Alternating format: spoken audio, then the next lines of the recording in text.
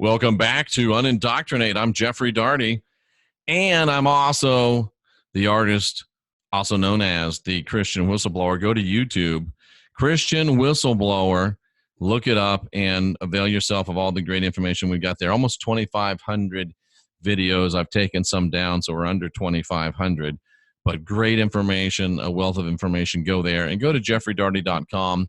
All of our great sponsors are there, including StemLight, our stem cell partner. Any type of debilitative injury, aging issues you're facing, go to jeffreydaugherty.com, click on the StemLight logo. If you need stem cells for yourself, they'll give you a 20% discount. If you're a doctor and you want to work with the team that works with the National Football League, Alumni Association, go to southernstem.com. In both cases, use the word heal. If you're an individual, you'll save 20%. If you're a doctor, we'll be doing some things for you that you will not believe, cousins. So go to jeffreydaugherty.com and check out StemLight. It is amazing for you. It's amazing. And I went a little bit over in my first segment, so I'm going to have to cut some of that out. I don't know which ones I'm going to cut, but let me just recap and make sure that if I did have to cut an important part, which are all important parts, we'll be back in the right spot for it. We have not been visited by demons like we think we've been. There's very, very few extraterrestrial entities that we would call demons that aren't, that aren't ETs, but they're outside of this realm. They that come in, they can't come in any easier through the 3D screen than any other entity. So they have to use an astral holographic technology to deceive us, just like the ETs that we think of traditionally as ETs and not paranormal manifestations. And there's a whole nother show about the mixture and what some are and what some aren't, and how we think that some are this and they're really probably more like that. But the other thing I wanted to make sure that we cover and that we do get down during the broadcast time is that there are still entities that are within this 3D screen that we don't understand. If no malevolent entities can leave this world, and no malevolent entities can enter into this world,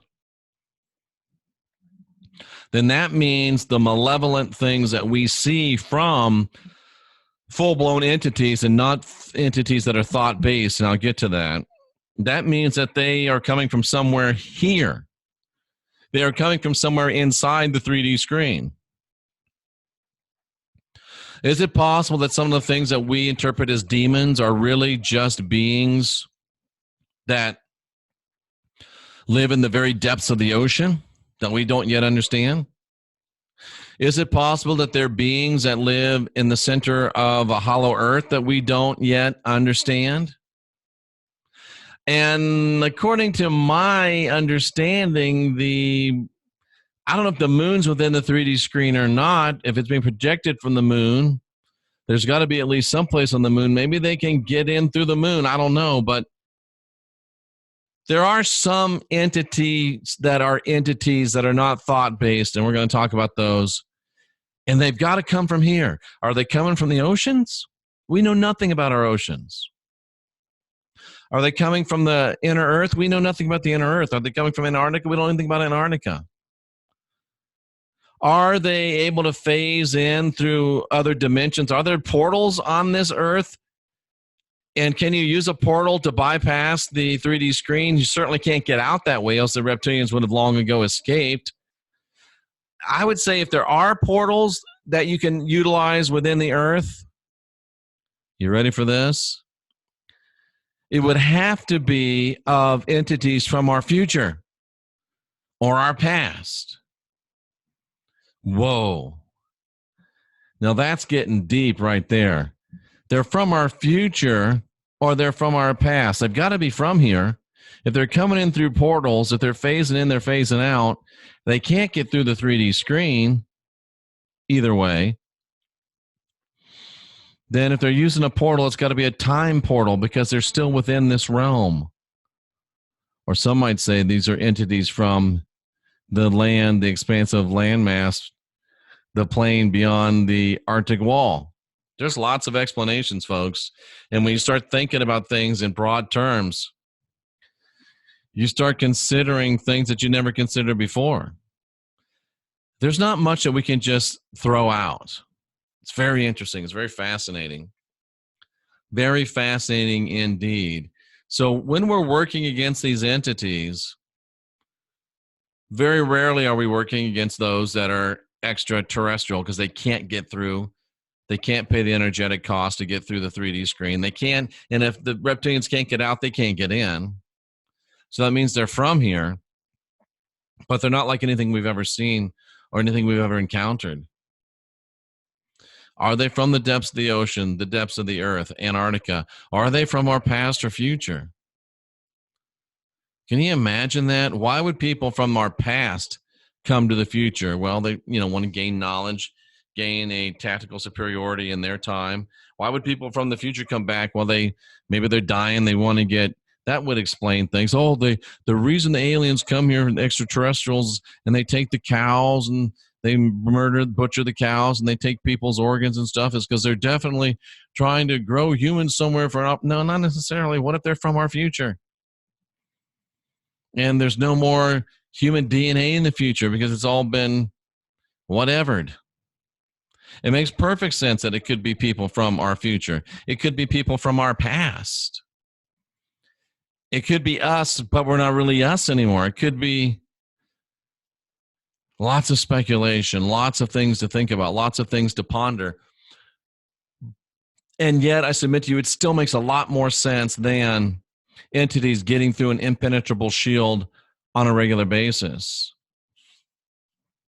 This is fascinating. And I think about L. Ron Hubbard and Jack Parsons out there in Devil's Canyon or wherever they were in California, in the California desert there, east of LA.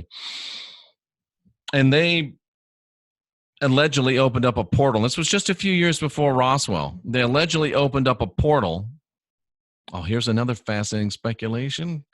Where's Rocky Stucci when you need him? They opened up a portal, and a craft came blasting through it. I've even heard people say that Hillary Clinton was on that craft. Time's right for her birth. But this craft came through, and they couldn't close the portal until it got all the way through. They tried, and craft got through, portal closed. Some have speculated that that was the craft that crashed in Roswell. Might have been. Can't say that it wasn't with any certainty. Might have been. Can't say that it wasn't. Don't know. But, wow. What if the craft wasn't ET at all? What if the craft wasn't ET at all? What if the craft was OT what if the craft wasn't ET? What if it was AT from another time? Maybe Parsons and Hubbard opened up a time portal, not a space portal. I got to write that one down. That sounds like some coast to coast to me. LRH, Jack Parsons, time portal. That's some powerful stuff right there, ladies and gentlemen. That is some powerful stuff. Don't steal that. Powerful stuff. Because when they opened that portal, we were under this 3D shield. It couldn't have been an entity from another world getting in, because that's impossible.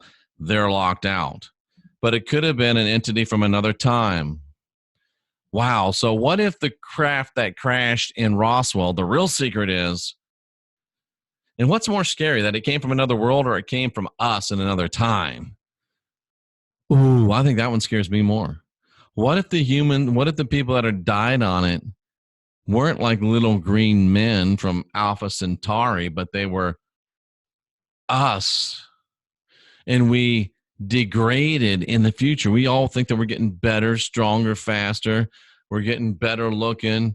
We're all going to be more powerful. And then we find out that, oh my gosh, here's a craft from the future. and we're barely even humans anymore. Ooh, that would not be something you'd want to get out. That's more scary. Maybe that's why there hasn't been disclosure. You ever think about that? Ooh. And maybe the false flag that we're worried about won't be an ET false flag. It'll be an AT false flag. Not from another place, but from another time. Wow. Very, very interesting stuff, ladies and gentlemen. Very, very powerful stuff, ladies and gentlemen. And yet I need to come back to my main purpose. That one got me off. Because the Astral Holographic Technology is employed by beings that are outside the 3D matrix shield. Everything else that happens within the 3D matrix shield happens from an entity that's already here, that has already been a part of this 3D shield. And if the logic flows forward, would only be up until the time of when the 3D shield is lifted, and it's coming down now. So how much longer would this 3D shield naturally last? Maybe another 100 years? Maybe that's why it was so scary what came through at Roswell, because it was only a couple 100 years ahead, and some very scary things that happened in a couple 100 years. This is what you call paranormal radio. This is what you call top shelf radio. This is what you call thinking outside the box, destroying paradigms. This really is unindoctrinate, cousins. It really is. Have I talked to you about Focus Life Force Energy? I think I have, but go to my website, jeffreydaugherty.com. Put yourself in a more nurturing environment. I've talked to you about the Hero Soap, Let Freedom Clean, jeffreydaugherty.com. We've talked to you about the Stem Light Company, jeffreydaugherty.com, southernstem.com. You got to take advantage of this stuff. It's very, very important. It can be the difference between you getting unindoctrinated and not, because it's going to give you the extra help you need when there's people and entities all over the inside of this 3D screen that are trying to keep you from getting the help that you need. So let's talk about the vast majority of what you encounter when you think you're encountering demons. It's not demons. It is not demons. You all love the law of attraction until you have to deal with both sides of the law of attraction. You love the law of attraction when it's attracting your soulmate. You love the law of attraction when it's attracting your money. You love the law of attraction when it's doing positive things for you. But somehow you want to forget about the law of attraction with your negative emotions and your negative emanations. What happens to your intentions of hate that go out? What happens to your intentions of fear that go out? What happens to your intentions of lack of trust that go out? What happens to the unbalanced emissions of energy that you put out? Those thoughts are still things. I'm going to tell you what happens, and this is going to change your world. I talked about this on Coast to Coast before, I think, and I need to call Lisa this week and schedule another appearance. Lots of good stuff going on. When you put out negative intention, when you put out thoughts, which are things, into the ether that are negative, fear porn based, they go out and they're things. Most of them dissipate right away before anything happens, but some of them, and a great number of them actually, more than a few, let's just say a few of them, based upon how most people deal with quote unquote demonic things, I would say there's a few of them that go out and somehow survive because if it's a hate emotion, you put out a hate thought, that's a thing, it collects some other hate thoughts to it, and it congeals and it grows, and sooner or later it's become a hate thought tulpa, a hate thought form, a hate thought entity. And it gains some sentience, it gains some semblance of personality, because it's just energy. Energy never dies. It can just change. And it doesn't even really change it, but it like attracts like. So you put out a hate thought, it starts to gather other hate thoughts, and in a few years it becomes a hate tulpa or a hate thought form, a hate entity. I'm going to drop something on you, which is I can probably prove it through the work of Sir Isaac Newton, but it's a little bit of a stretch. This is just more of a revelation. I know that it's true, and it might work for you. If it doesn't, then let it go. If it does, it's going to explain a lot of things for your life.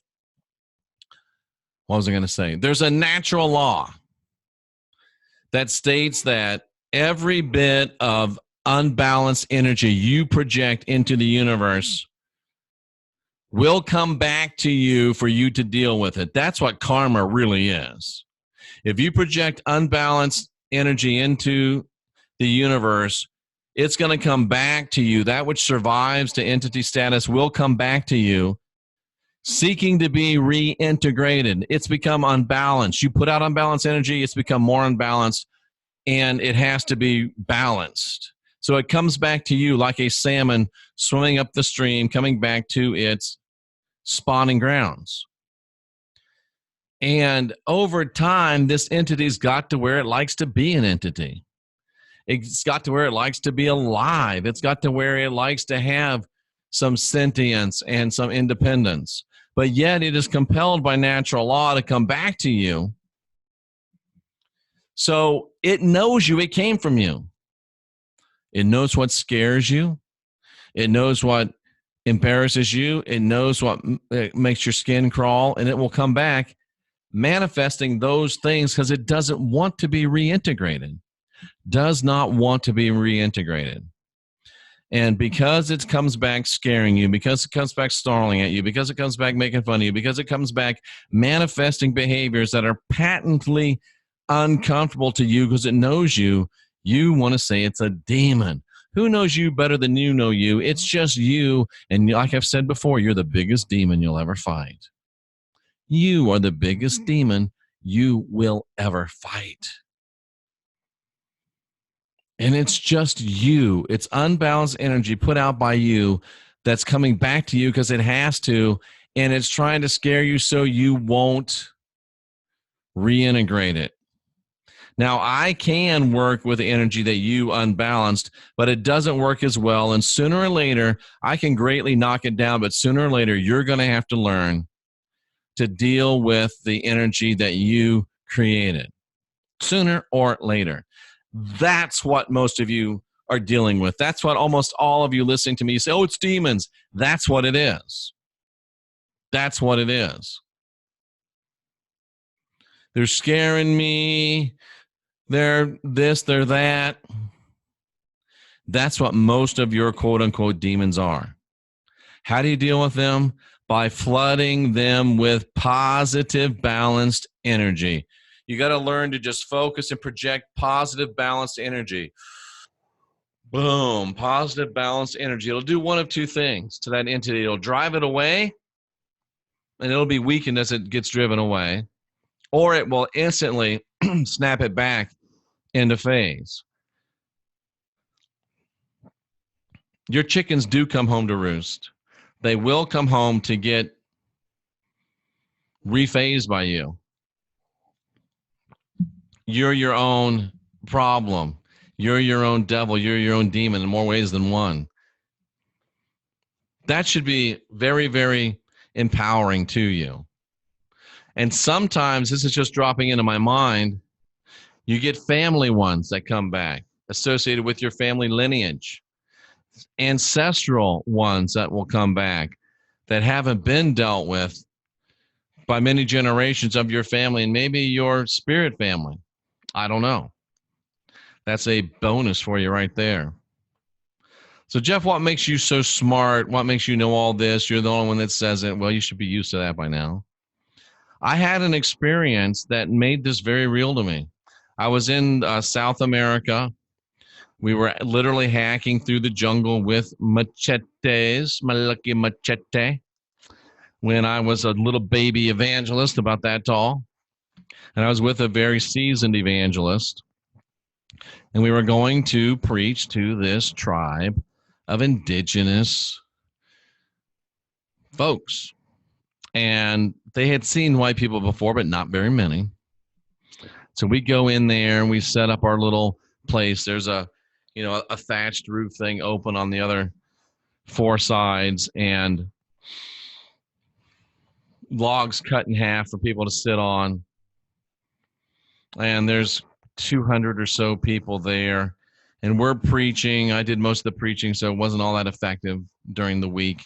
And then the last night that we were there, my buddy was preaching, older guy, just a saint of a guy. I'd like to call his name, but I'll spare his family the embarrassment of being associated with me. And he's preaching, and in the back, I see a guy walk in. We're up at the front. There was a guy walks in the back, and I'm like, oh no, because he looks very, very classic. Big spear, stuff stuck in his face, big headdress. I'm like, damn, that's the witch doctor. And of course, I didn't know then what I know now, and it was really the shaman. And he comes walking down the middle of our meeting, interrupting my buddy preaching. I remember that bothering me. He comes walking down into our meeting, and in perfect English, none of them said English. None of them spoke English. We were dealing with an interpreter. Well, I guess one of them did, right? We were dealing with an interpreter, and in perfect English, he says, your God has no power. I'm going to show you what real power is. And he had turned to his people. I'm going to show you what real power is. So he laid down there in the dirt. It was just a dirt floor. And he floated up about 2 feet. And I'm ready to, in the name of Jesus, and my buddy elbows me. He's like, no. He got up about 4 feet. I looked at my buddy. No. He got up 6 feet high. My buddy turns to me and says, okay, now. And I gave him in the name of Jesus, I rebuke you. Probably spoke in tongues, and he fell from 6 feet high, smack dab onto that dirt, knocked the wind out of him. Didn't have any wind, didn't have any English when he came back to himself. All of the whole natives there became born again, and I learned a great lesson. I thought for many years, that proves the power of evil. That proves the power of, demons and that stuff like that. But then when Andy Toltec, I told him the story, and he goes, Jeff, what if this happened? And this is where he described to me the reality of the astral screen, he called it. I call it Astral Holographic Technology. It wasn't really a witch doctor that floated up and then smashed down. It wasn't really the name of Jesus that made him do it. It was an astral holographic, it was an employment of astral holographic technology that put the whole group of us into a group holographic experience. Probably manifested through me and my divinity, sovereignty, freedom, my gods and goddess manifestation in their image after their likeness status. And it was all of us into my hologram. That's how powerful we are. We can project our own hologram. And if we don't know what's going on, we can be taken in by other people's holograms. Maybe that's sometimes where you wonder, why can't he see? Why can't she see? How can they not know? Well, maybe they're stumbling around in a AHT, an Astral Holographic Tech situation. So did that shaman really float? I now say no. Did that shaman really fall down to the ground? I now say no.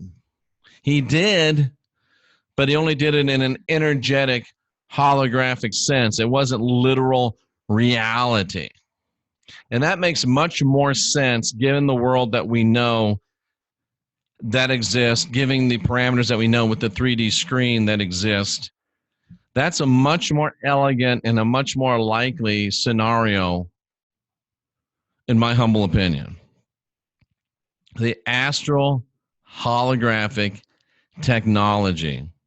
It makes so much more sense when you apply it to the world of alien abduction. It makes so much more sense when you apply it to the world of demonology. And I really think that we would do ourselves a great service if we stop categorically placing things in the paranormal bucket versus the ET bucket, we might need a bucket for we don't know. So you've got extraterrestrial entities that can't get in, that use an astral holographic screen. You've got entities that are in that we don't know about, so they're able to work here. And guess what? They can also use astral holographic screens. They can use it when it furthers their agenda. And typically, an astral holographic screen will be employed by an on-world entity in times where you need to deceive an entire group, like with my shaman. Maybe it was him. I don't know if it was him, but somebody wanted to project that scenario to us. And there was, let's just say, 100 people there. And you had to project that to 100 people. Astral holographic technology. And trust me, it works. Trust me, it's effective. It's so effective that a lot of you are fighting, yelling, screaming, saying no to me now, even though it is true. I'm Jeffrey Daugherty. This is Unindoctrinate. We come to you Monday through Friday following Rocky Stucci's Situation Room right here on Odyssey Radio. I'm also the artist known as the Christian Whistleblower, and you can find me on YouTube. Just type in Christian Whistleblower, type in my name. You can't miss it. Boom, there we are. All of the heresy, all of it in one central and convenient location. Folks, we all know that history is written by the winners, and we all know up until now the bad guys have won, and we've had a corrupted history. I say, let's win today. And together we can write a better tomorrow. A tomorrow of a history of victory, a history of power, a history of where a people that were divine, sovereign, and free took back the kingdom. We are the last generation, ladies and gentlemen, of real humans. Everybody in the universe thinks we're the most amazing thing ever. That's because we are. We're the last generation of real humans. Let's win today and write a better tomorrow. And we can do it if we just get busy.